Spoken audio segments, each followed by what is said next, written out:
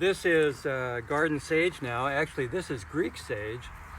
And the difference between Greek sage and the garden sage is that the stems, I'm going to pick one of these flowering stems here. The stems are very, very long without any leaves or flowers here. And then I'm going to show you the garden sage in a minute. But it does have a little bit different look than the normal garden sage. And it smells very similar, but there is a slight difference. When this was covered with these stalks and flowers, it was just magnificent, and it got so big. I just trimmed it yesterday because it had fallen over and it was pretty much finished flowering. But this is Greek sage, and I saw it when I was in Greece on the islands.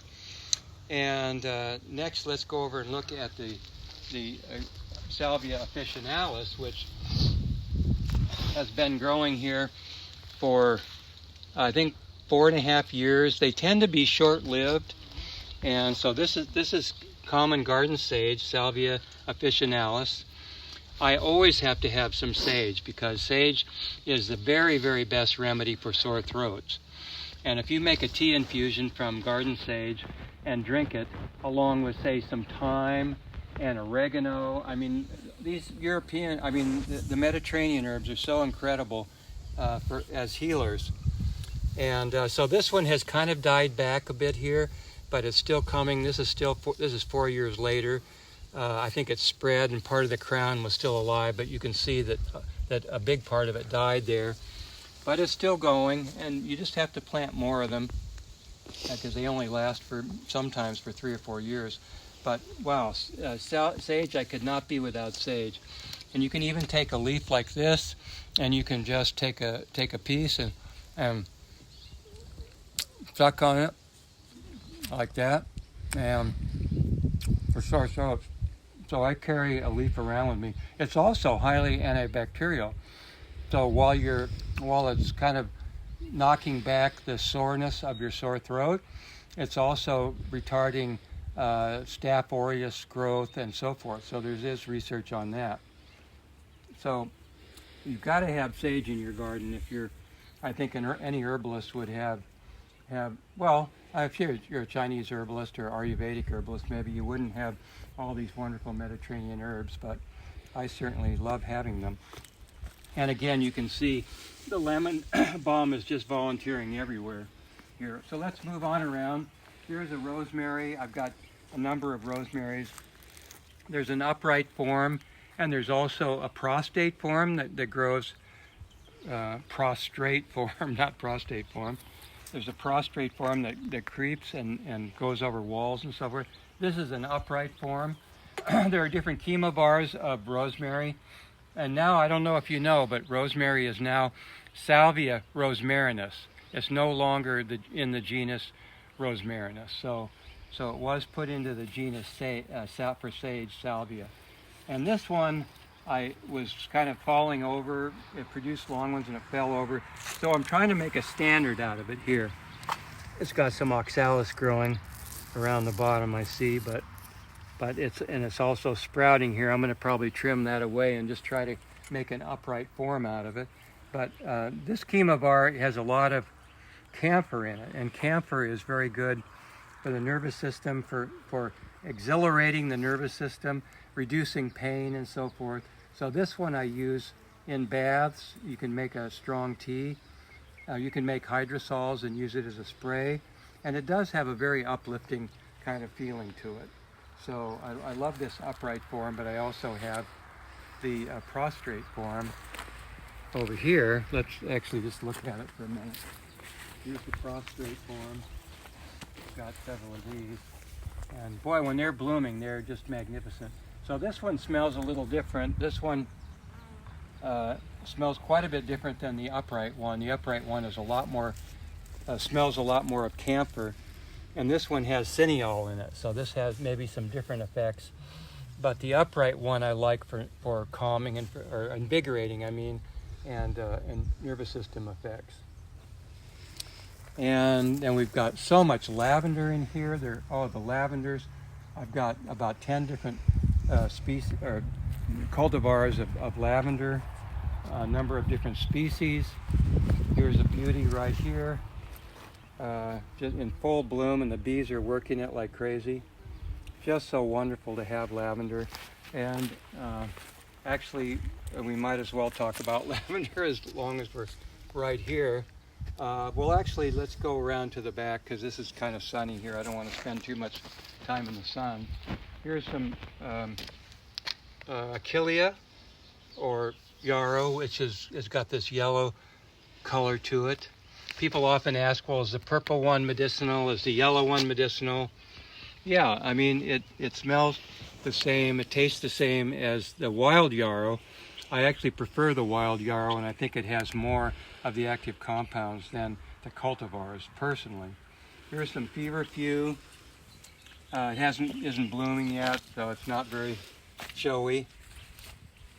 And then I want to show you this, because here's the where my oregano was, and I cut it yesterday, so you can see how much oregano that I got off of that bush. So what I do is I dry it and then pull all of the flowering tops off of it, and I get a big bag of it, very fluffy. It is so aromatic, and then I give it away. I put it in bags and give it away to people, homegrown and garbled oregano. I mean, oregano is one of the most incredible plants on the planet as far as healing goes. First of all, it's got its essential oil, which has thymol in it, and thymol is one of the strongest antibacterial agents in herbs. Thymol is just amazing. Can you pause it for a second? Mm-hmm. There's a go. And so thymol is a phenolic aromatic herb, and it's found in other plants, but it is one of the strongest antibacterials in the plant kingdom. So, and antifungals for that matter.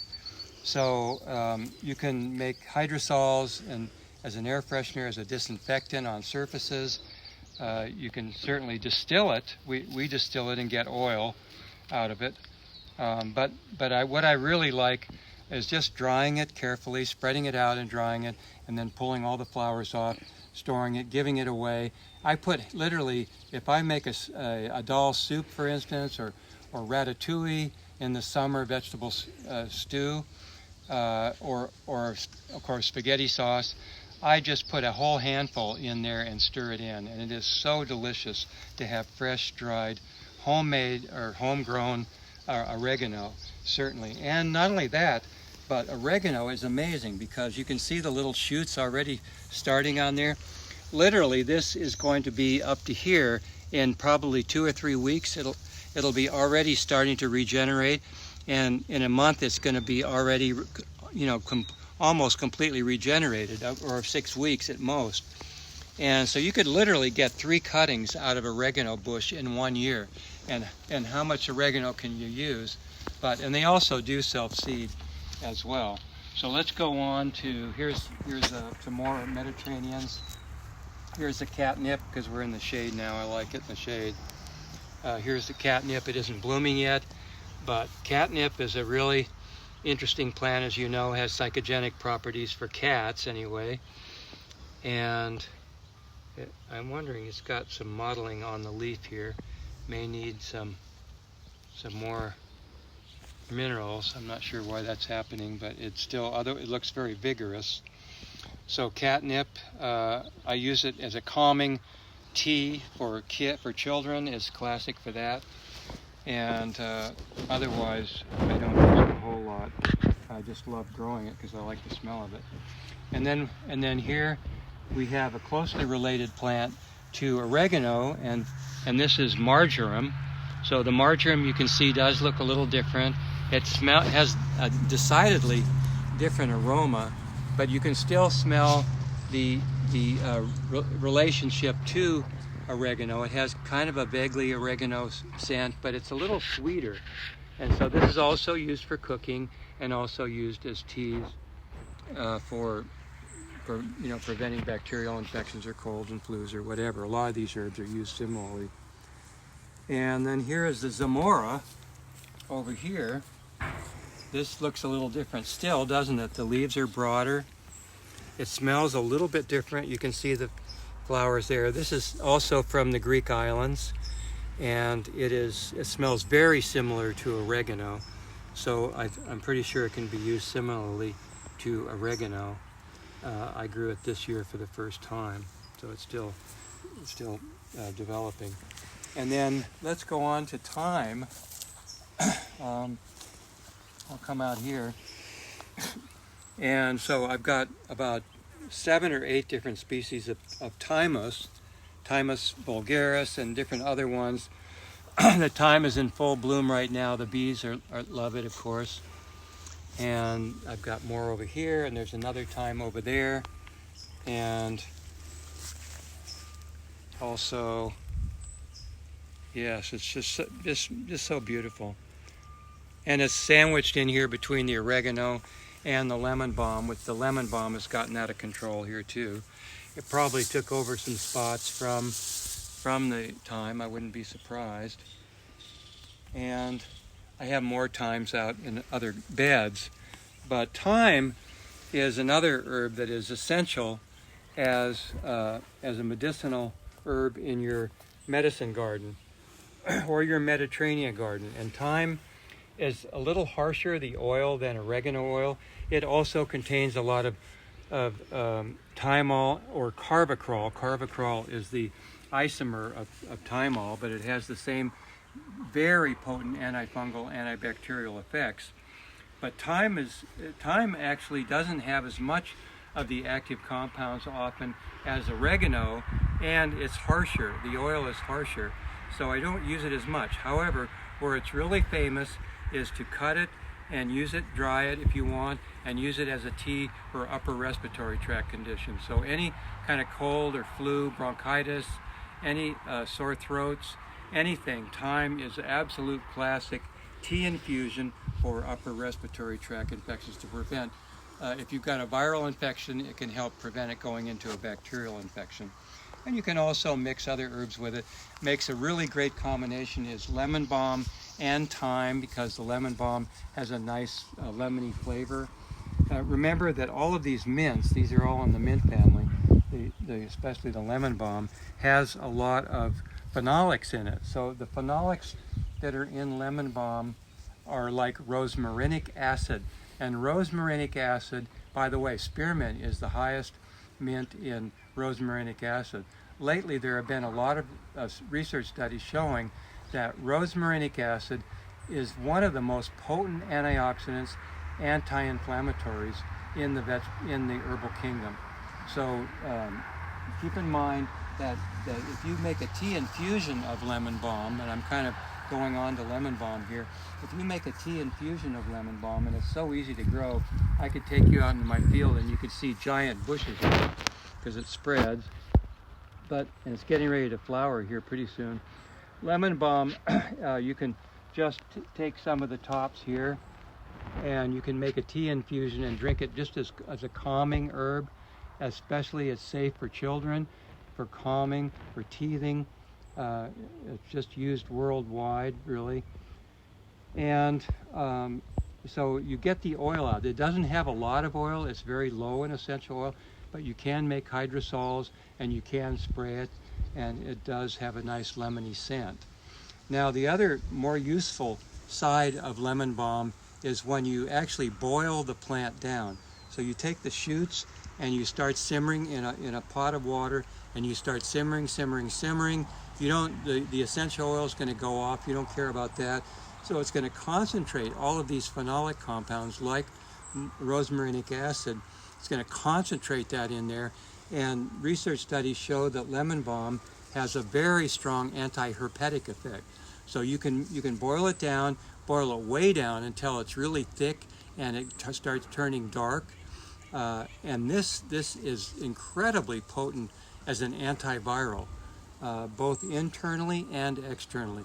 So you could take that black concentrate and you could blend it with other ingredients like cocoa butter or other things, lanolin maybe, and you could blend that together and make a cream, and then use that topically for any type of herpes outbreaks or preventing herpes.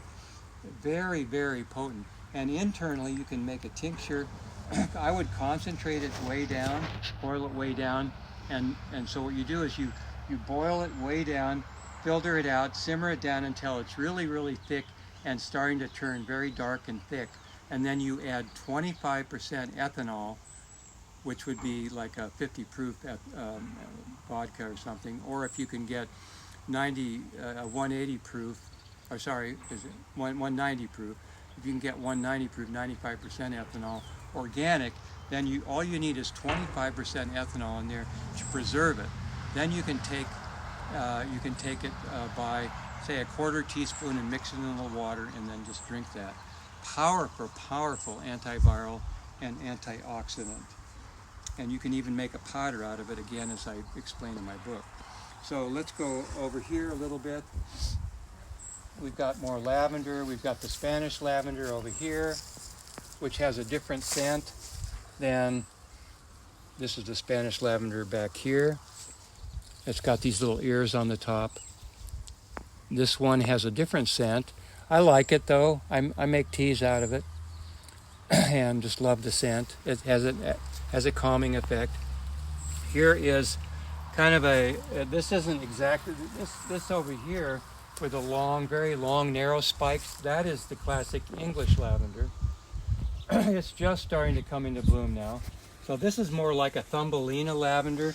This is a different type of lavender that may have a little bit of English lavender in it.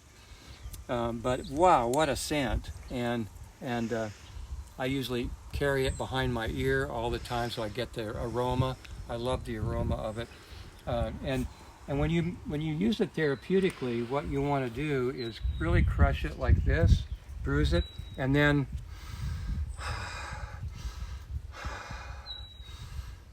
so it's not sniffing it. That doesn't give you the aromatherapy. You've got to really bruise it, and then take a therapeutic inhale, repeated therapeutic inhales of it, and it's magnificent how quickly calming it is. So I just feel, now I feel so calm. I feel so part of everything. And yeah, you just can't beat having lots of lavender around. And these are wonderful to make hydrosols from. So we distill them and make hydrosols and use it as an air freshener. Wow, I mean, that is experiential. Just try that if you have some lavender around. Take some major hits of that and you will see what I mean. It has a very decided calming, soothing, spirit kind of effect on the body. So it's not aromatherapy from the actual plant. Keep in mind that aromatherapy from the actual plant rather than the essential oil is going to be, in many cases, more powerful than the oil. Why? Because if you looked at the essential oil, and I've done this with GC Mass Spec, we've identified up to 200 individual compounds in the lavender, and this is so complex. And so when you crush it and you take a big inhale of it, you're getting all of these 200 compounds. When you make an essential oil and distill it, about half of them or even more are destroyed or degraded. So that's why this smells a lot different than when you distill lavender and you smell the oil. That is going to have a nice effect, and it's going to be high in linalool. Linalool. Linalool is the most proven sedative effect in lavender, the main compound to which its calming and sedative activity is due. And you can even buy lavender oil standardized to linalool. And as far as clinical trials on any sleep formula or sleep herb, the only one that really is notable is fresh valerian and high linalool lavender blended together, and there are clinical trials on this out of Europe showing that it can have a very profound effect of relaxing you to the point where you can easily fall asleep and get a very good night's sleep. So think of lavender as really a calming herb, and one of the most potent of all in your garden. And so that's why I grow a lot of it, because I do make tinctures, I do make hydrosols, I do make oils, and boy, the oils are fantastic when you smell the home distilled oil. And you can easily get a stainless steel still, a small one or a medium-sized one, or you can get a copper still and just distill an electric burner and make your own at home. All you need is a water supply to cool the dome off, and you can make all your hydrosols and essential oils at home. So and any of these aromatic herbs can be used in the same way. So I'm just crazy about lavender, as you can probably tell, and I am feeling the effects. It has very, very decided, potent, relaxing effects. And finally, here's a couple more. That's what do you call it? Not southernwood. I'm forgetting the name of that one. I just started growing that one. I'll think of it in a minute. Anyway, look over here. Here is the Love in a Mist, which is Nigella. This self-seeded. I've got 3 or 4 of them in here. So I planted one, and this year it's self-seeded. Beautiful plant. The seeds are used for culinary purposes. They can act as a sedative. They can be acting as a digestive aid. It's a powerful carminative. So you want to wait till the capsules form and you get the seeds inside, and then harvest the seeds. It tastes delicious. It tastes like a cross between licorice and orange or something like that, and a little bit of anise. So collect the seeds. You could grow a lot of it. You can get the beautiful flowers, and then you can collect the seeds, and you can use it as a digestive aid. You can use it in cooking to flavor it, kind of an orange anise flavor, and it's just magnificent. And also you get to enjoy the beautiful flowers as well. And finally, helichrysum. I want to say a few words about helichrysum. It isn't quite out in flower yet. It has beautiful yellow flowers. I saw so much of this growing in Greece when I was there. Grows on the islands and grows all over Greece. And so one thing I found out about it was last year it was so big, it was like this big, and the branches got so high and it fell over, and it was just falling all over here with these giant stalks of yellow. And so I severely cut it back, which was a mistake in a way, because this is not one that, like oregano, that you can cut back. If you cut this one back, it's going to take a couple of years to completely recover, and even then it doesn't look as good as it did. So you have to very carefully trim back helichrysum and leave as many of the leaves as you can. Maybe trim the edges a bit, because it will get out of control. But helichrysum is used as an essential oil. It smells a little bit like curry, might be called a curry plant. It has it's very nice scented to me. I know people that don't like the scent of it too much, but I love the scent. And it's a very commonly used essential oil for skin problems like eczema and the like. So this needs a little trimming here, but it is quite a beautiful plant. But just be careful about pruning it. Prune it judiciously, deadhead it, and just trim it around the sides and give it plenty of space. I didn't really give it enough space here, but it is a wonderful herb to have in your garden again. So I think with that I will say adieu, and thanks for watching. And I'm glad that we're all together here in the International Herb Symposium. I've been to so many live, and I prefer to go live, but I'm glad to share my garden, a part of my garden, with you today. And that we're calling this the Sierra Herb Garden. So welcome, and just so glad to get together and share, and hope you're all staying safe and enjoying your gardens. Okay, thanks. Bye for now.